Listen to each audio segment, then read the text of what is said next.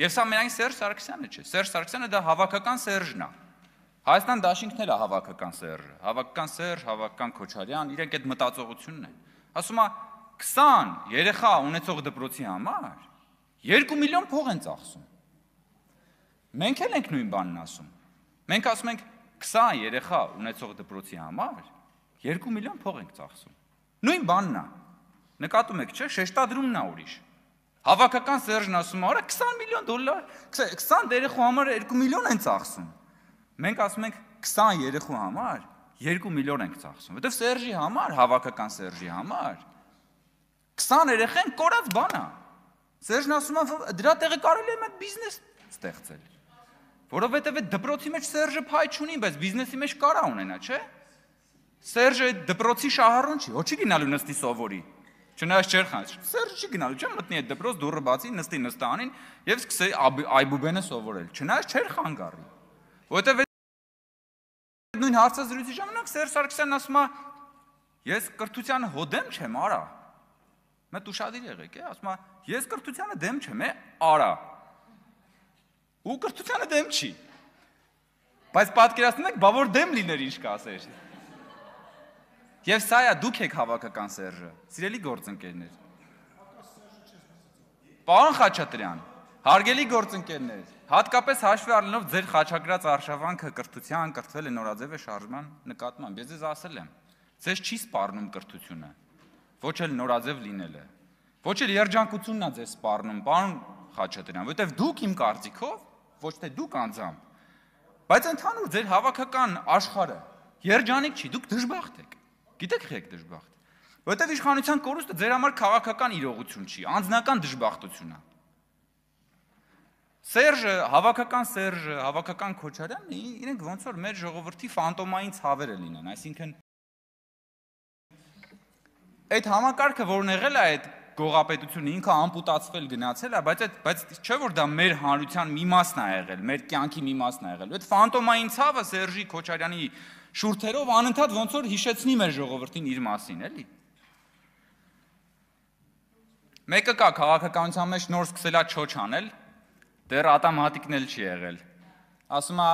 բանը, պետությունը դպրոց կառուցելու փոխարեն պետք է գործարան կառուցի։ Սերժի հավաքական Սերժության, հավաքական Սերժի քաղաքական կլոններն են։ Այսինքն չի սպառնում այդ մարդկանց կրթությունը։ Եվ դրա համար է, որ իրանք դուրս են եկել խաչակրած արշավանքի բանի դեմ, կրթության դեմ։ Եվ այստեղ օրինակ ամենաբան առաջամարտիկներից մեկը Քրիստինե Վարդանյանն էր գնաց։ Ընդհանրապես ինձ թվում է, որ եթե դժոխքը սաունդթրեք ունենար, դա կլիներ Քրիստինե Վարդանյանի ելույթները։ Ասենք դուք մի հատ խորացեք, էլի։ Մի հատ խորացեք, հերիք չի մարդը դժոխք է անգել։ Մի հատ էլ ստիպված է Քրիստինե Վարդանյանի ելույթները լսել, այսինքն կաթսայի մեջ խառնում են իրան այդ բանի մեջ։ Ու մի հատ ուզուգահեռ հնչում է Քրիստինե Վարդանյանի ելույթները։ Ես ամեն անգամ լուրջ ես չեմ կարողանում, հարգելի գործընկերներ, բայց ստիպված եմ։ Չկա գնաց։ Գառնիկ Դանելյանը ասում է, մենք ենք փրկել ոսկեպարի եկեղեցին։ Ես հիշում եմ այդ ժամանակ այն հայտնի Գառնիկալացը,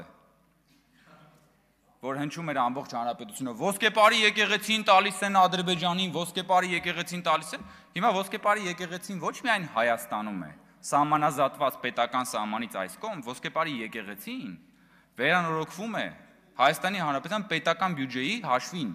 Այ դրա վրա ենք նաև մեր փողը մենք ծախսում։ Ինչի վրա որ չեն ծախսել ու չեն հասկանա հավաքական Սերժի ներկայացուցիչները։ Բերքաբերում մենք նախորդ շաբաթ եղանք Տավուշի մարզում եւ Բերքաբերում խոսվեց շատ այս օրերի ընթացքում։ Բերքաբերում մինչեւ 2023 թվականը եղել է մոտ 120 տուն, կառավարության 16+5 21 միլիոնի ծրագրով Բերքաբերում հավելյալ շուրջ 100 տուն է կառուցվել, այսինքն հասկանում եք կրկնապատկվել է։ Բայց հավաքական Սերժը սա չի հասկանա, որտեղ ինքը դրա մեջ փայ չունի։ Հոչի գնալու Բերքաբերում ապրի։ Հոչի գնալու Կիրանցի դպրոցում մտնի եւ այդ դպրոցում սովորի։ Ոչ էլ Սերժի երեխեքը թորներն են գնալու Կիրանցի դպրոցում սովորելու, որտեղ իրանց երեխեքն ու թորները գնում են Միացյալ Նահանգներում են ծնվում։ որ երբ որ պատերազմ լինի, իրանց երեխեքը չգնան ու սահմանը չպահեն։ Բայց զատո պարոն Խաչատրյան կգա այստեղ եւ էս կասի բան, մարտունակ բանակ, պաշտպանունակ բանակ։ Այդ ուրիշի երեխեքի կյանքի հաշվին դες լավ մարտունակ բանակ եք սարքել, բա սարքեիք։ Ինչի վրա ենք մենք փողերը ծախսում, շատ եք խոսում արտաքին քաղաքականությունից, դիվանագիտությունից։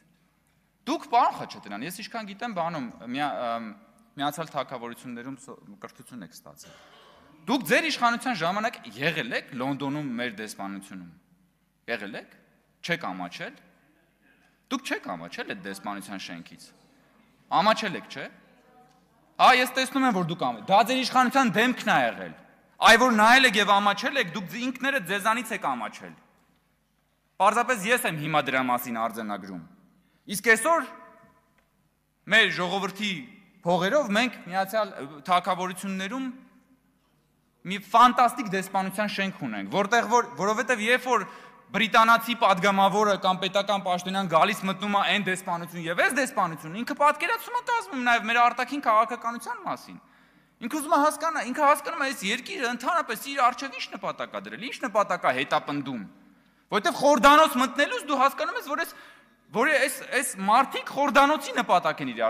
իրենց արժեվ դրել։ Իսկ այդ նախորդ դեսպանությունը ուրիշ ձև դժվար էր, շենքը դժվար էր ուրիշ ձև պատկերացնել։ Նույնը վերաբերում է Փարիզում մեր նոր գնաց դեսպանությանը եւ այսպես շարունակ։ Այս վրա ենք մեր փողերը ծախսում։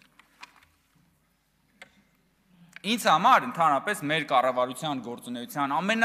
այսպես շռնդալից որակումներից մեկը գիտեք որն է եղել, որքան էլ որ զարմանալի չլինի։ Երբ որ ամիսներ առաջ բացահայտվեց այդ ահաբեկչության փորձը եւ հրապարակվեց նաեւ այդ ձայնագրությունների սղագրությունը, այնտեղ խոսակցության մեջ այն որ ասում է, այնքան գործ կա այս երկրում, կարծեմ Սյունիքի մարզի մասին է խոսակցությունը գնում։ Ասում են այնքան գործ կա, բոլորը աշխատանք ունեն, հնարավոր չի այս մարդկանց փողով բերել մասնակցեն, այս մեր ներգրավել փողով այս տերորիստական գործողությունների մեջ, հասկանում եք։ Ահաբեկչության կազմակերպիչները բողոքում են, որ մարդիկ գործ ունեն։ Դրա համար հնարավոր չի իրենց փողով բերել ահաբեկչություն անել եւ դառնան տաշեղը այդ կրակի մեջ որ գցեն, հասկանում եք։ Սա է լավագույն ապացույցը կառավարության գործունեության, նախորդ տարվա բյուջեի, հաջորդ տարվա բյուջեի։ Տիկին Գրիգորյանն ասում է, դուք ինչ հավելյալ արժեք եք ստեղծել։ Այ ինչ հավելյալ արժեք եք դուք ստեղծել եւ հետո ասում է, հա, հիմա դուք կասեք դպրոց, բայց դպրոցը նես, դուք կասեք ջրամբար, այսինքն ես հասկանում եմ, դուք հիմնականում ուզում եք նյութական բաներ, եւ դա շատ կարեւոր է, իհարկե, որ լինի, որ շոշափել լինի, որ կարողանաս շոշափես, գնաս, նստես, ուտես, նյութական։ Բայց ես օրինակ ուզում եմ խոսել մի բանի մասին, որը առաջին հայացքից այդքան նյութական չի, բայց նաեւ մեր բյուջեների դրսևորումը դրա մեջ է